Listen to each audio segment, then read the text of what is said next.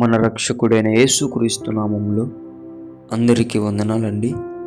ఈరోజు దేవుని మాటలు ఇర్మియా గ్రంథము 17వ అధ్యాయము 17వ వచనము.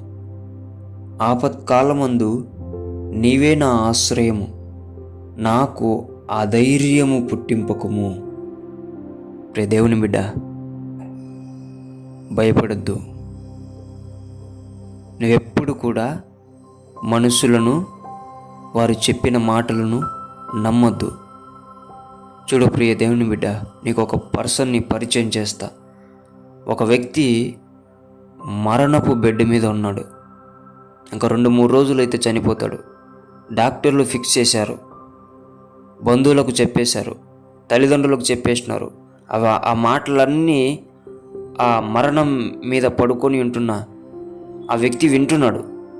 కానీ ఆ వ్యక్తి వాళ్ళు చెప్పింది నమ్మలేదు, వాళ్ళ మాటల మీద నమ్మకం పెట్టలేదు, డాక్టర్లు చెప్పింది నమ్మలేదు. ఒకటి విశ్వాసంతో దేవుణ్ణి ఆశ్రయించాడు. వీళ్ళకంటే గొప్పవాడు నా దేవుడు, డాక్టర్ల కంటే గొప్పవాడు నా దేవుడు, ఈ లోకపు మాటల కంటే గొప్ప మాటలు నా దేవుని మాటలు అని దేవుణ్ణి ఆశ్రయించాడు. దేవుణ్ణి ఆశ్రయించిన వెంటనే ఏదైతే ఆ బంధువులు మాట్లాడుకున్న మాటలను బట్టి, ఆ తల్లిదండ్రులు మాట్లాడుకున్న మాటలను బట్టి, ఆ డాక్టర్లు మాట్లాడుకున్న మాటలను బట్టి ఇతని హృదయం అధైర్యపడిందో, ఆ హృదయం ధైర్యం పొందుకుంది. ఎక్కడి నుంచి ధైర్యం వచ్చిందని అతడు ఆలోచిస్తే, నేను వీళ్ళని ఆశ్రయించకుండా దేవుణ్ణి ఆశ్రయించడం వలన దేవుడు నాకు ధైర్యం ఇచ్చాడు, అయితే నేను స్వస్థపరచబడబోతున్నాను అని విశ్వాసంతో మళ్ళీ దేవుని ఆశ్రయించాడు. గొప్ప మేలు అతని జీవితంలో చేసి మరణ కాడిలో నుంచి అతన్ని లేవనెత్తాడు. ప్రియ దేవుని బిడ్డ, దేవుని బిడ్డ, నీవు కూడా అటువంటి ఆపత్కాల విషయములలో ఎవరు చెప్పింది, ఎవరి మాటలు నమ్మకోకుండా నీవు దేవుణ్ణి ఆశ్రయించి చూడు. నీ హృదయము ధైర్యం పొందుకుంటుంది.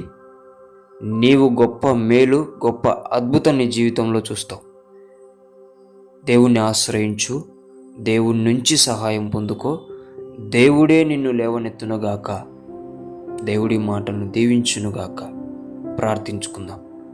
యేసయ్యా, మీకు వందనాలు, స్తోత్రాలయ్యా.